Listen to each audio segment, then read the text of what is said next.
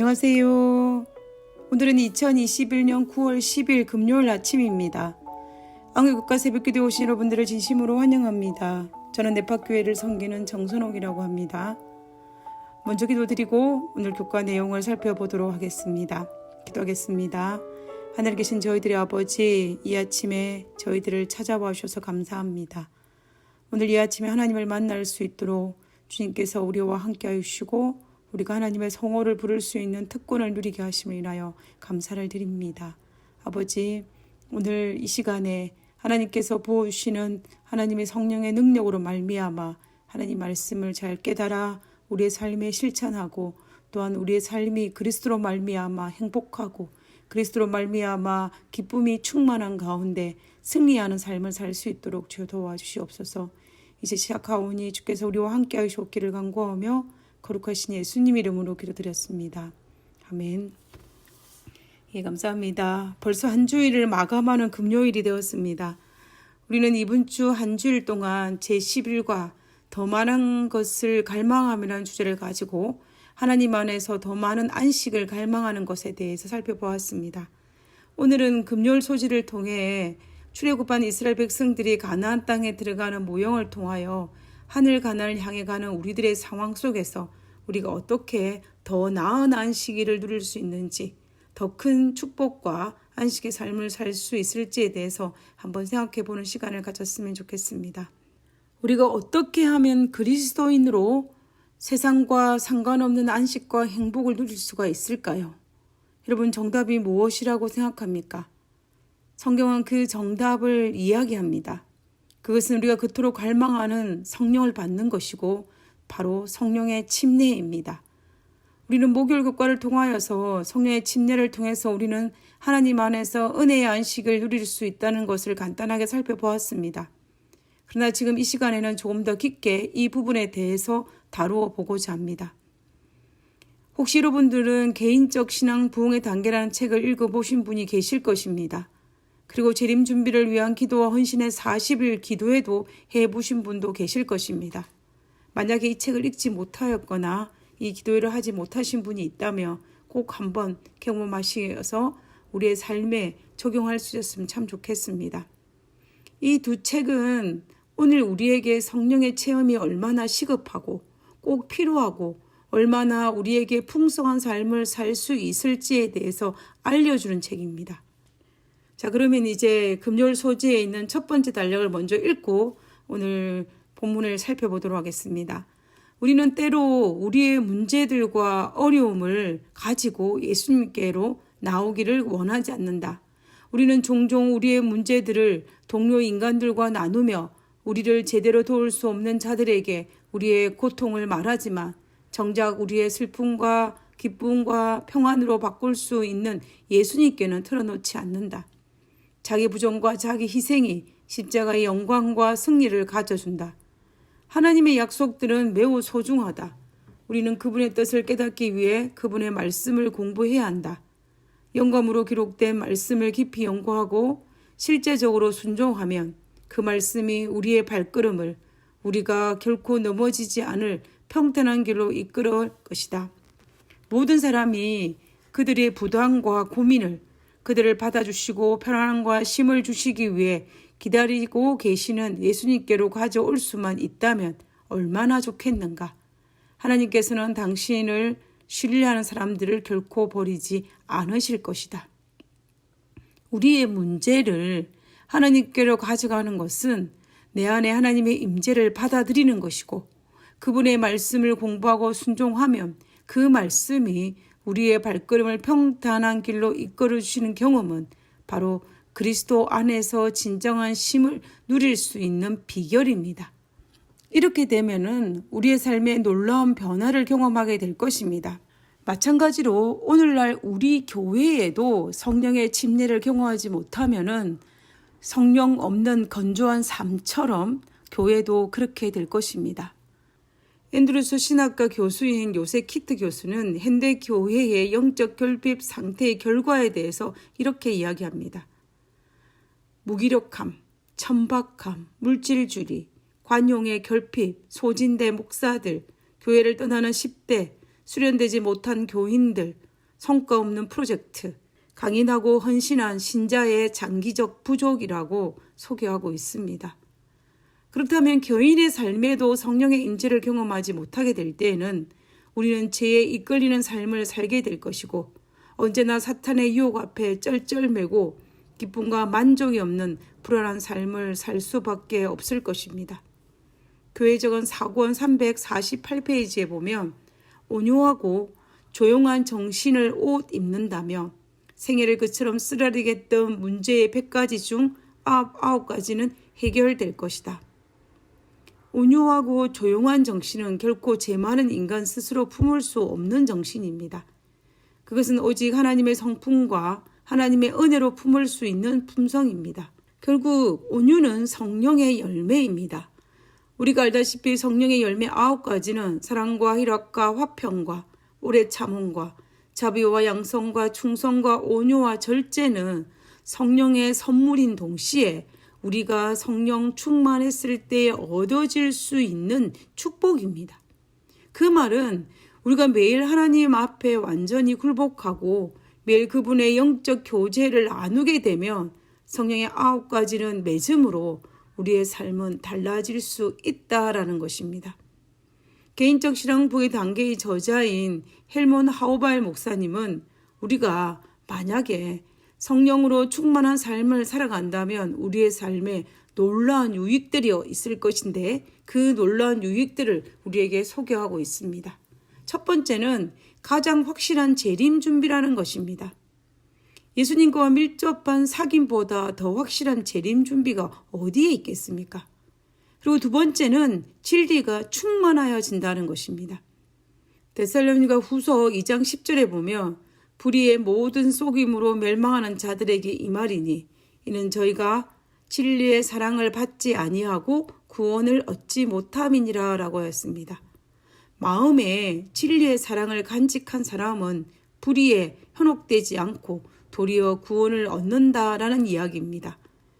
이런 진리의 사랑을 어떻게 얻을 수 있겠습니까? 오직 예수께서 성령을 통하여 우리 안에 거하실 때 우리는 이런 사랑의 소유자가 될 수 있습니다. 에베소서 3장 16절에서 19절에 있는 말씀을 보면 그 영광의 풍성을 따라 그 성령으로 말미암아 너희 속사람을 능력으로 강건하게 하시며 믿음으로 말미암아 그리스도께서 너희 마음에 계시게 하시고 너희가 사랑 가운데 뿌리가 박히고 터가 굳어졌어 너희 모든 성도와 함께 지식에 넘치는 그리스도의 사랑을 알아 그 넓이와 길이와 높이와 깊이가 어떠함을 깨달아 하나님의 모든 충만하신 것으로 너희가 충만하시기를 구하노라 라고 하였습니다. 우리는 에베소서의 이 말씀이 성령으로 말미암아 믿음으로 말미암아 가능케 된다라는 것을 알 수가 있습니다. 성령 충만을 통해 하나님의 아는 지식이 충만해진다는 것입니다. 다시 말하면 성령의 충만은 진리에 충만한 그리스도인으로 이어진다라는 것을 우리는 에베소서 3장에 있는 말씀을 통하여 알 수가 있습니다. 그 다음에 세 번째는 성령의 열매를 맺게 될 것이라는 것입니다. 성령의 열매 9가지는 성령의 결과물입니다. 우리 안에 있는 성령이 내 안에 내재함으로 인하여 얻어질 수 있는 열매가 바로 성령의 열매인 것입니다. 우리가 성령의 열매를 맺기를 갈급한다면 우리는 성령의 체험을 먼저 해야 할 것입니다. 이 성령의 열매가 우리 안에 거하게 되면 우리는 사탄이 곳곳에 파놓은 장애물을 통과하게 될 것이고 죄악 세상 가운데에서 승리하는 그리스도인의 삶을 살 수 있게 될 것입니다. 그 다음에 네 번째는 하나님의 돌보심에 대한 보증입니다. 확실한 하나님의 보증은 바로 하나님의 돌보심입니다. 시편 34편 7절에 보면 여호와의 사자가 주를 경외하는 자를 둘러 진치고 저희를 건지시는도다 라고 하였습니다. 우리가 이 땅에 살아가면서 하나님의 돌보심에 대한 보증만큼 우리로 하여금 이 험난한 세상을 살아갈 때에 든든하고 우리를 담대하게 만드는 것이 어디에 있겠습니까? 우리는 그런 하나님의 돌보심을 받는 존재이기 때문에 우리는 이 땅에 살아갈 때에 강인하고 기뻐하며 즐거워하며 감사하며 살 수가 있는 것입니다. 우리는 하오발 목사님께서 말하고 있는 것처럼 성령으로 충만한 삶을 살아갈 때에 우리는 그 어떤 것보다 확실한 재림 준비를 하게 될 것이며 우리가 진리로 충만하여질 것이며 성령의 열매를 맺게 될 것이며 하나님의 돌보심에 대한 확실한 보증을 받게 될 것입니다. 그러므로 우리가 이 땅에 살아갈 때에 기뻐하고 즐거워하며 내 안에 넘치는 하나님의 임재로 말미암아 우리가 어떻게 행복한 그리스도인이 되지 않을 수 있겠습니까? 하나님께서는 우리에게 기뻐하라 라고 말씀하셨습니다. 항상 기뻐하라, 쉬지 말고 기도하라 라고 말씀하신 그 말씀 속에는 쉬지 말고 기도함으로 말미암아 성령의 체험을 임할 때에 우리는 항상 기뻐할 수가 있는 것입니다. 그리고 가만히 생각해 보면 우리가 성령 충만한 삶을 살아가는 것과 그렇지 못한 삶을 살아가는 차이점은 아주 간단한 것에서 출발합니다. 그것은 바로 누구의 지시를 따르냐에 의해서 결정된다라는 것입니다. 우리는 누구의 지시를 따라야 할까요? 이야기 하나를 해드리겠습니다. 1979년에 일어난 일입니다. 도쿄 공항에서 런던행 보잉 707제트가 이륙을 했습니다. 아주 성공적인 이륙이었습니다. 하늘은 맑고 푸르렀습니다. 곧 일본의 유명한 후지산이 승객들의 시야에 들어왔습니다. 조종사는 승객들에게 좀처럼 보기 힘든 멋진 광경을 즐기게 해주어야겠다는 생각에 산 주위로 한 바퀴 선회하기로 했습니다. 조종사는 곧 지정된 비행 행로에서 벗어나 시계 비행 모드로 들어갔습니다. 시계 비행 모드로 비행할 동안 조종사는 지상 관제탑의 안전 수칙을 잠시 보류하고 오로지 자신의 육안으로 인지되는 것에만 의존하게 됩니다. 바로 밑에 근접한 후지산이 보였고 고도계는 4,000m를 가리키고 있었습니다. 그런데 조종사가 보지 못한 것이 있었는데 그것은 후지산 주위로 맹렬히 불고 있는 활강의 바람이었습니다. 활강 바람은 산피탈을 쫓아내려 부는 거센 바람입니다. 보잉 707 제트기가 그 거센 바람을 감당해낼 수가 없었습니다. 결국 비행기는 공중에서 고장을 일으켰고 추락을 하였고 탑승자 전원이 사망하는 사건이 있었습니다. 비록 이 조종사가 아무리 좋은 의도라고 할지라도 관제탑의 수칙을 따르지 않고 자신의 판단과 결과가 부른 참사가 바로 이 사건입니다. 우리도 하늘에서 성령을 통하여 전해주는 안전수칙을 준수함으로 행복한 그리스도인, 승리하는 그리스도인의 삶을 살 수가 있는 것입니다. 그러나 우리가 성령의 인도하심을 거절하고 나의 생각과 나의 판단을 그리고 힘없는 내 주변에 있는 사람의 의견으로 인하여서 판단하고 살아간다면 어쩌면 1979년에 일어난 이 비행기 추락 사건과 비슷한 일이 발생하게 될 것입니다.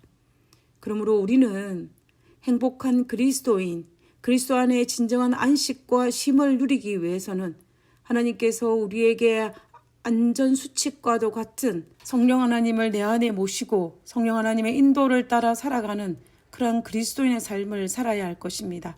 그러므로 말미암아 우리 모두는 하나님 안에서 행복하고 날마다 성령의 열매로 말미암아 내 안에 많은 문제들이 해결되고 기뻐하는 그러한 경험을 할 수 있는 우리 모두가 되기를 간절히 바라면서 이번 주 모든 교과를 마치도록 하겠습니다. 기도하고 마치겠습니다. 하늘에 계신 하나님 감사합니다. 저희들에게 홀로 버려두지 아니하시고 성령 하나님을 보내주시고 성령 하나님께서 우리와 함께 하시고 우리를 돌보시고 우리에게 기쁨과 승리하는 경험을 가질 수 있도록 허락하여 주심을 인하여 감사드립니다. 하나님 날마다 성령의 체험을 할 수 있도록 도와주시고 날마다 성령의 인도하심을 따라 살아갈 수 있는 저희들 되게 도와주시옵소서. 우리의 기도를 들으시고 응답하여 주심을 인하여 감사드리오며 거룩하신 예수님 이름으로 기도드렸습니다. 아멘. 감사합니다. 좋은 한 줄 되시고요. 행복한 안식일 맞이하시기 바랍니다.